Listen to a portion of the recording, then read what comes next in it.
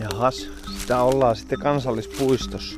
En mä nyt tiedä, onko täällä oikeasti kiva kävellä. Täällä menee tämmönen ihan pieni polun tynkä. Mutta sitten jos ei olekaan polkua, niin miten sä täällä mihinkään kulet? Vitsi on synkkä mesta. Ärsyttävä paikka. Mulla on piikkikin sandaaleissa. Tee siinä sitten jotain Ruton luonto-ohjelmaa. En mä edes tiedä täällä näistä kasveista yhtikäs mitään. Tuossa on tommosia vänkkyröitä. Siinä on tommonen puu, mikä kasvaa ensin alas ja sitten ylös. Se on perinteinen thaimaalainen kierro on kasvanut. Hyi jumaliste! Just noita! Saasta nuo puree lujaa. Siihen auts! Just toi! Perse! Sitten niille jää aina tuo pää kiinni. Hyi rutto! Näin sitä tehdään luonto-ohjelmaa. Kyllä on hienoa luonto-ohjelmaa. Wow. Oikein luonnostaan tulee tämä luonto-ohjelma.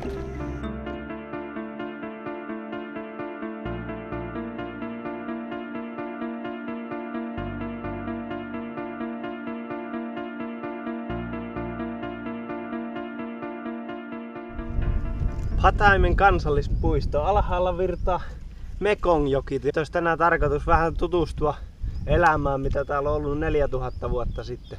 Täällä on vielä jälkiä ihmisistä, jotka täällä on elellyt. Ei muuta kuin kävelyllä. Tää hiekkakivimuodostelma on varsin hurjan näköinen. Tää on niinku tommoista pehmeämpää kiveä selvästi tuo alapuoli kokonaan. Ja se on virrannut pois ja yläpuolella on vähän kovempaa tavaraa. Saavutankin parhaimmassa kunnossa olevalle osalle. Maalaukset on ollut tossa ja se mikä on saanut ne säilymään tähän päivään saakka on toi valtava kieleke tuolla yläpuolella. Noi kuvat on huomattavasti suurempia mitä mä olisin uskonut. Täällä kaikki nämä esihistorialliset maalaukset on kivikaudelta. Eli siihen aikaan ihminen osasi työstää kiveä, savea ja nahkaa ja eläimistä sai luita ja puuta. Metallit ja muut ei ollut vielä tullut kuvioihin. Elämä oli hyvinkin yksinkertaista. Maalauksissa esitellään sen ajan tärkeitä juttuja. Mä veikkaisin, että ukot on ollut maalailemassa ja ruukut on ainakin ollut tärkeitä siihen aikaan.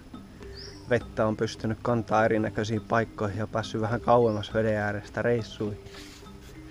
Myös metsästyksen aiheita ja nylkemisiä esitellään. 4000 vuotta sitten ihmiset eli yhtä päivää kerrallaan. Ei ollut kiireitä eikä ollut kello. Ihmisen ainut tehtävä oli selviytyminen. Ja yksi jännä asia, että ne on halunneet jättää omat merkkinsä. Jos mies on palannut metsältä ja tuonut peuran tai minkä nyt tuonutkin kotiin, niin tuskin on ollut lapsia, jotka on sanonut, että en minä tuota halua syödä. Käy hakee mulle elefantti. Sitä on syöty mitä on saatu. Tässä on kans kohta, missä pääsee ihan viereen. Kädet on ollut ainakin paljon pienikokoisempia silloin. Tässä näkyy selvästi peukalo. Etusormi, keskisormi, nimetön ja pikkurilli. Mutta sen koko on huomattavasti pienempi.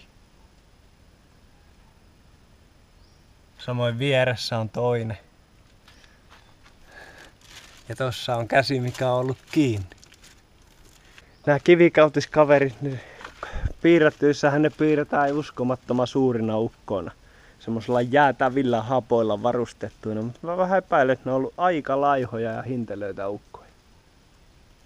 Tässä kohdassa on jännä kohta, kun siinä malakiitti vihertää tossa ja sitten siinä on tommonen isompi osa, mihin on piirretty tosi jännän näköisiä kuvioita. Tässäpä onkin erikoinen kivi. Se on ikään kuin ollut tossa ja sitten se on jostain kumman luonnon oikusta. Se on kääntynyt tänne sivuun. Se on ikään kuin kääntynyt alhaalta ylöspäin. Mutta mikäköhän sen on kääntänyt? Tekis mieli laittaa se takaisin. Täältä rinteeltä löytyy tällainen kaunis kasvi, joka kukkii. Ja tämän varresta löytyy sitten ainetta, jota voi käyttää liiman. Vanhaa, hyvää perinteistä liimaa. Vieressä on korkea pudotus ja tää kallio tuntuu semmoiselta, että tää rapautuu ikään kuin milloin tahansa pois tosta. Onpas jännittävää. Täältä näkyy upeasti tuo Mekongjoki.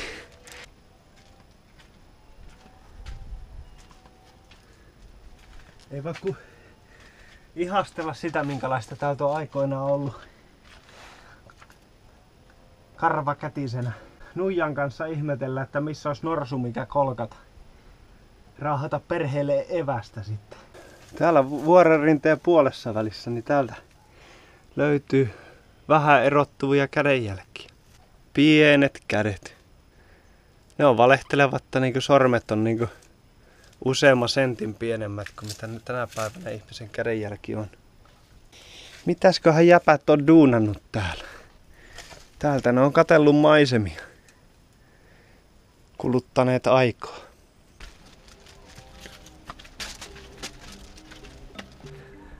Ukko on löytänyt sopivan naisen, se on lyönyt sitä ryhmysavalla päähän ja rahannut hiuksista luola.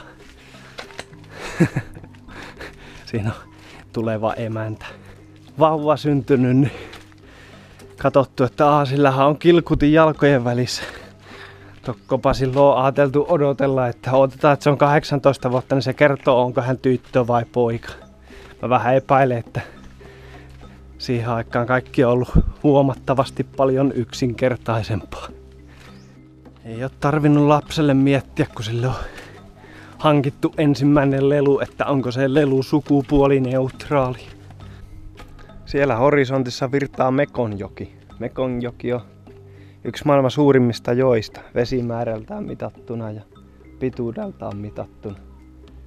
Taitaa pitää sijaa 10. Jännittävä paikka kulkee, että mennään tämmöstä ohutta kielkettä ihan koko matka ja sitten täällä näkyy kädenjälkiä. Nämä kivet, mitkä tässä on, niin ne on ollut tossa. Tuo esimerkiksi se on pudonnut tosta ja siitä on yli 3000 vuotta, koska sen jälkeen näihin on tehty maalaukset. Eli täältä sitten löytyy ihan omaa kuvia. Taiteilijoiden omaa kuvia. Siinä on herra. Kukakohan hän nyt onkaan. Kapeat hartiat ja laihat kädet. Yksi upeimmista kuvista minun mielestäni se löytyy tästä. Siinä on selvästi nainen. Tai tänä päivänähän tästä ei saisi sanoa, että hän on nainen. Mekkohan ei tee naista. Mutta ilmiselvästi kädet puuskalla vihaasena, kun ei ole tullut ukolla saalista kotiin. Ukko on sitten ikuistanut naisensa kuvan tänne, että taas se oli vihainen, kun en norsua löytänyt. Siinä on miehen kuva ja jonkunnäköinen, veikkaisi, että liittyy jollain tavalla tuokapine kalastukseen. Tietenkin ihan oma veikkaus. Nämä hippiäiset, ne on istuneet tässä tyysti samassa paikassa. Tää lohkare on kuitenkin selvästi irronnut tästä kohdasta. Sen muoto on täysin sama. Ja tuo viereinen on lähtenyt tuosta vierestä irti. Ne on istuneet näillä on lohkareilla ja piirrelleet tänne. On tää kyllä käsittämättömän hieno paikka. Siinä näkyy hienosti pienet sormet ja sitten ne on puhaltaneet, että ton maalin tohon päälle suusta. En muuten ole varma, mitä ne on maalina silloin käyttäneet, mutta 2 pientä kättä siinäkin on. Hienoa nähdä läheltä tällainen pala historiaa. Jonkun matkaa kävely tällaista äärimmäisen mustaa kalliomaastoa. Täällä tää kallio on yksinkertaisesti niin kuuma. Tää on ihan käsittämättömän kuuma. Tähän jos laittaisi munaa, niin se voisi polttaa. Mä otan pikku riskin, mä kuvaan tosta ampiaispesä. Jos siinä on elämää, ne tulee silmille. mutta mä vähän aikaa katsoin, että siinä ei ole elämää. Eli tollasia ne rakentaa puihin. Se on ihan tommonen selluloosapallo.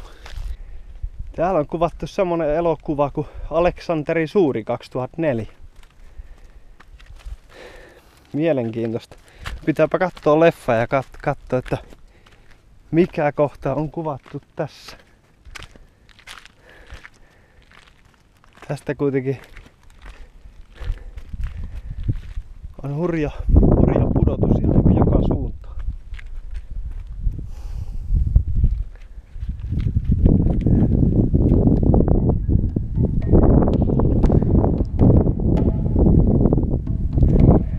Hienon paikan ovat kyllä löytäneet elokuvan kuvaukseen. Tunnistaako kukaan paikkaa leffasta Aleksanteri Suuri? Siinä on ihan selvästi, siinä on niinku periaatteessa vuosirenkaat. Saman näköinen kuin vuosirenkaat. Aika hauska. Se on vähän niinku luonto pitäisi niitä ylhäällä. Sille, että missä kohdassa. Nyt pitelen tätä kiveä nyt tässä seuraavat 10 000 vuotta.